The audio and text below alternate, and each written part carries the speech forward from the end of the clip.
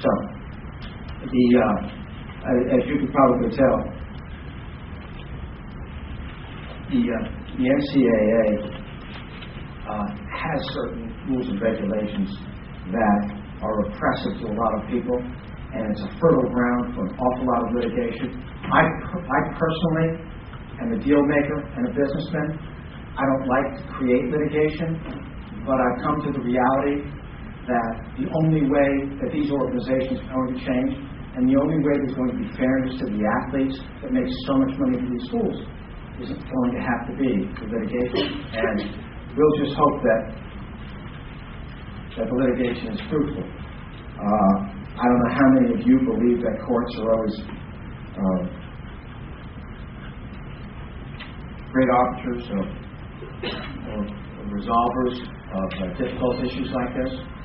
I'm skeptical, however, sometimes some things are just so oppressive, and you see the numbers, the amount of money that's involved, that these football players, like take for example the football players at these big Division I, particularly bowl championship series, BCS schools, Ohio State, you would know them.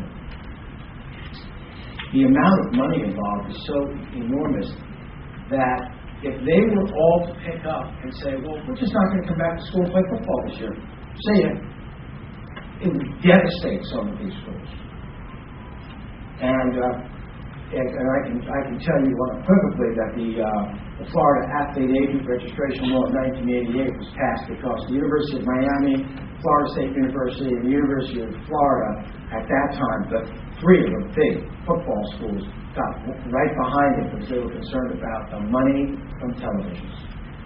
Meanwhile, the athletes, think of this, the athletes who were performing for them on the field, who have such incredibly rigorous schedules today in college athletics, were not allowed to even take any special kind of money or anything from anyone, and still are not allowed to.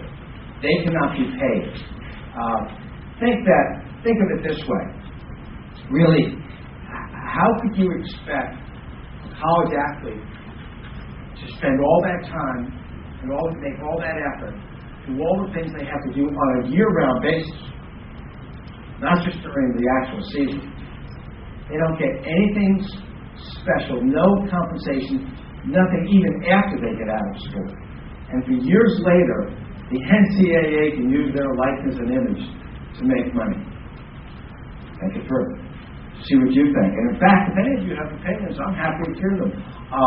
If you have a question, I know only one person's asked one question so far.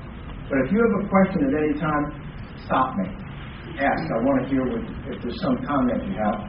Because, frankly, this is an area, sports law generally, and how you operate within the realm of sports law, that over the past 15, 20 years has just been evolving more and more. If you look at the amount of textbooks that have come out, and there are some excellent ones, I've got the references, I was intending to go through them, but we're not going to have time.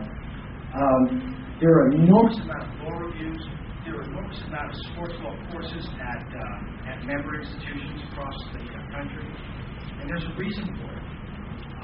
The outline.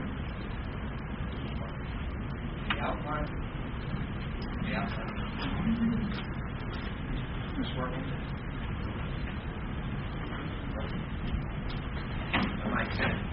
The outline shows how across the board there are all sorts of roles that you can play as lawyers in the sports world, and they extend from the little leagues to the high schools to venues such as Madison Square Garden. Any of these venues, schools, leagues, coaches, unions, all sorts of things that touch sports in which you can get involved. And I personally think that lawyers can actually do more for sports, certainly, than the agents that I've met. And I would ask you to if you're interested, feel free to contact me and ask me how to get better involved with what you do. I'm very happy to help you. It's always trying to get involved in the right place that makes a difference. The gentleman back there had a question. Are the scholarships or there are loans and then loan forgiveness for student athletes and then NCAA schools, is that taxable income? I mean, I understand scholarships in general aren't, but if they get a special, like they get room and board, or they get advanced loans by the schools, standard student loans. What you get from a scholarship, a grant and aid scholarship, is restricted by the NCAA. You can't get extra things from the outside. You can't get certain layers. The NCAA rules are so complicated that I know a former lawyer from the NCAA who I talked to up at the Harvard Symposium a couple months ago, told me that he's not sure about something, and he worked there for several years. Is that scary or what? So it depends on what it is and how it's given. The recent example at you heard me mention Ohio State, where recently, this past Tuesday, the Ohio Bureau of Motor Vehicles concluded that there was nothing improper with the sales of cars to Ohio State athletes and their families. Bottom line, there were cars that were sold to them, but there was nothing special about the deals. But if we talk about deals, I'll have to share another anecdote. The University of Miami had a lot of problems with their athletes back in the mid-'80s when they were a football team that was like a professional. They were incredible. But they were incredible for some reasons, and that was that there was some things that they were doing that weren't right with the NCAA. So what they did is they hired a guy right out of the NCAA, a lawyer, to come and clean it up. One of their athletes to get around and let their athletes do the right things. Because athletes are not supposed to have agents when they're still in college. And apparently, it's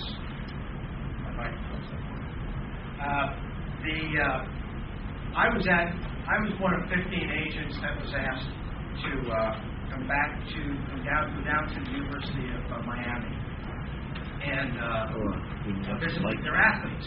And they had a whole bunch. One of them was a young lady by the name of Wendy Williams, who was a phenomenal diver. She went on to the Olympics. I counseled her. She never made a lot of money, but she was one of those people who wanted to do everything right. Most of them were.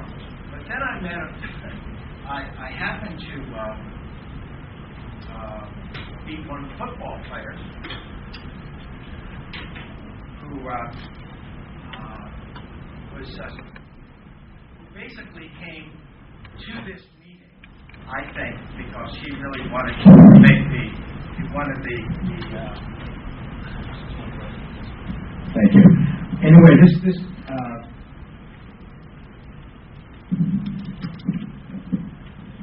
this football player was standing there talking to me, and as he was talking to me, he was flipping a key fob in his hand. And I looked down at him and it's a BMW on it. So I said, you don't have an agent yet, right? Because he knew he's not supposed to have an agent. And we have, can't wait for this, the embedded code. Is everybody ready? Virgo, V-I-R-G-O. Virgo, V-I-R-G-O.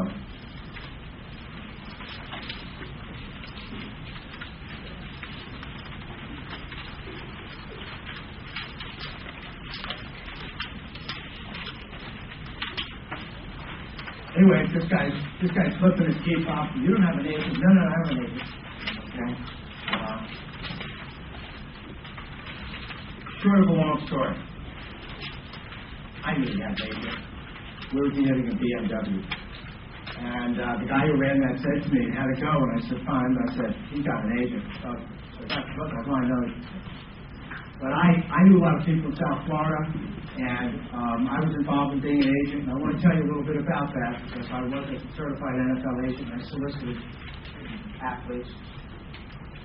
The fellow who was his agent, who gave him that car, I'm happy to report that I was one of the people that helped support that law that came into effect about being an athlete agent, being registered with the state.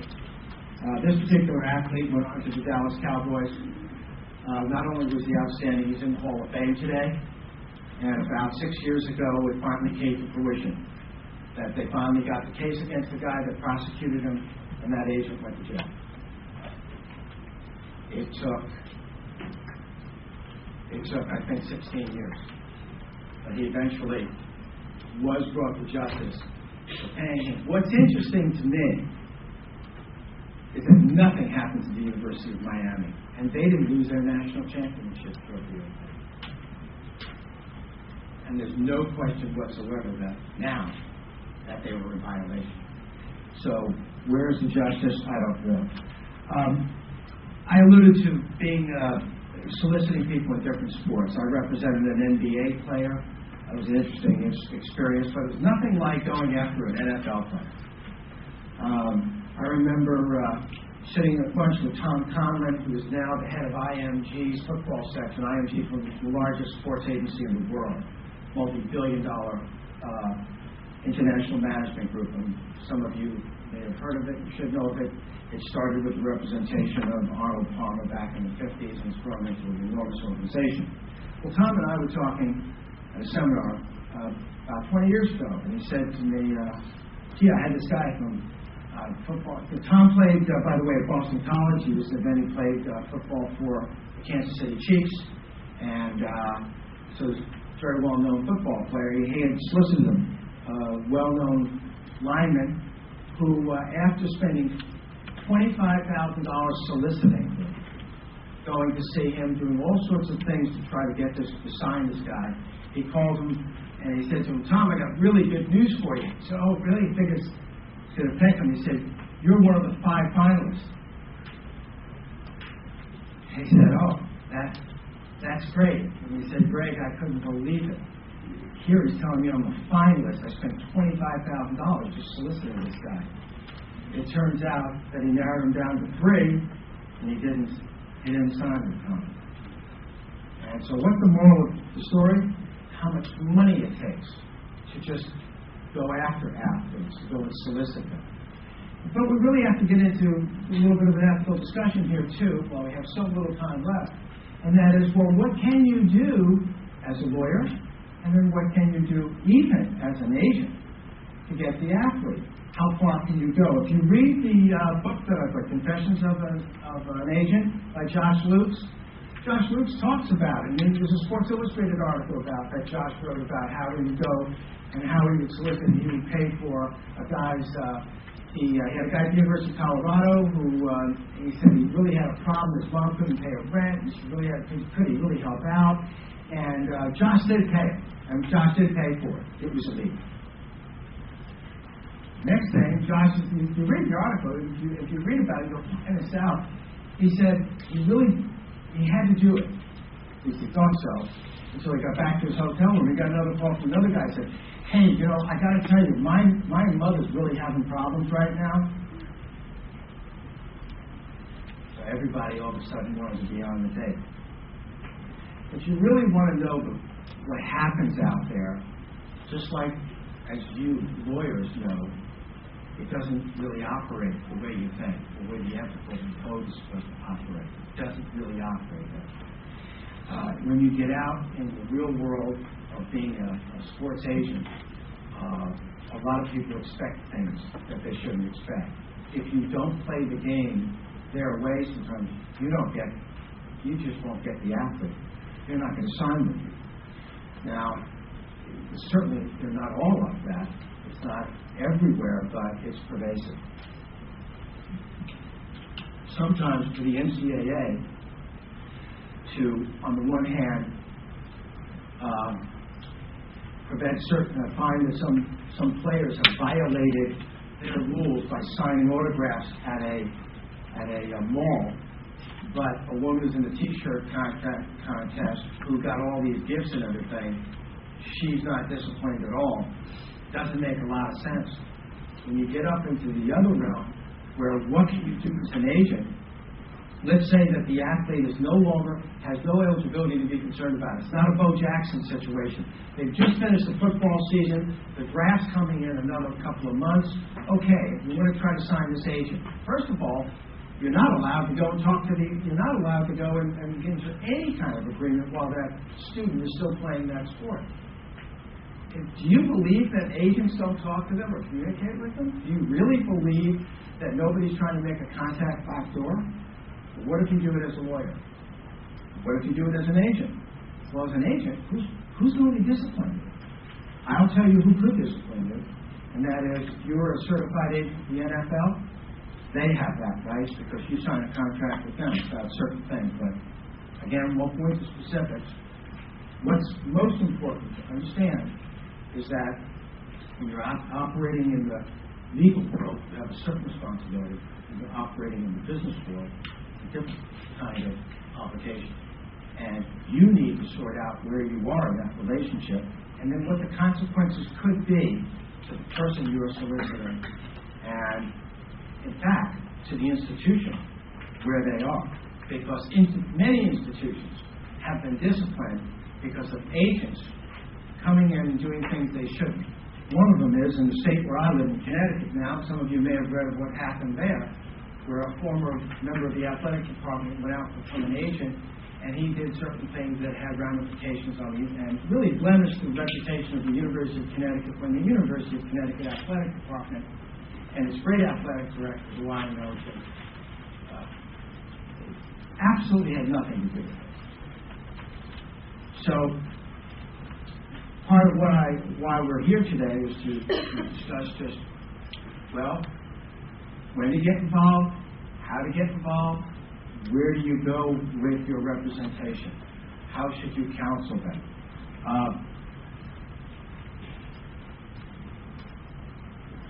There really is a whole broad range of issues that we could try to address, and we're not going to handle it in this just short time. But I think that probably the most important thing for you to do as lawyers, if you're going to get involved with athletics or athletes, is to find where it is you want to be involved. It could be your son's or daughter's team. They're going to be going somewhere, and you want to know whether they can do certain things. Can Joe's Pizza give everybody pizza? Yeah, okay, just as a gift? That's fine. Can some guy who's a booster lend you a car if you're an athlete because you need to drive somewhere? No. There are just so many pitfalls that my intent years ago was the same as it is today. To get you to stop and pause and think, if you're going to go out and represent an athlete, counsel an athlete, you're going to look at the law, try to figure out where you are. I hope that you find this outline that I put together about the organizations, the areas of law that are involved is helpful. But do your research with whatever organization in which that might be involved. Believe it or not, there is a somewhat of a consistency across the board, going from scholastic level, junior college athletic association, NCAA. There's some consistency about what an amateur is. It's in my materials. I say that an amateur participates in physical, mental, and social benefits as an avocation. A professional receives compensation. The problem is, what's the compensation? How do we see it as compensation? And the most interesting thing that's happened really has been how we've allowed professionals to now become kind of amateurs and compete in international competitions. Going back to the Boston Marathon guys, anyone who thinks that back when they were all supposed to be amateurs, received no special treatment from anybody for any reason, you've got to be kidding me. I was there. I saw it. I know what went on. They got money under the table. They had people supplying them with plane tickets, places to go, and cars. And that's the real world. The difficulty we have as lawyers is if we get involved, what do we do? And so I hope I've given you some kind of grip on the various things that can come up if you want to be involved with athletes, whether they be amateurs, on the scholastic or even pre-scholastic level. Little leagues, pop Warner leagues. Just remember, if you knew the guy who owns a sporting goods store and says, hey, could you help out, give this kid a bunch of stuff, he needs equipment, wants to play Pop Warner football, you can make him a professional athlete without knowing it.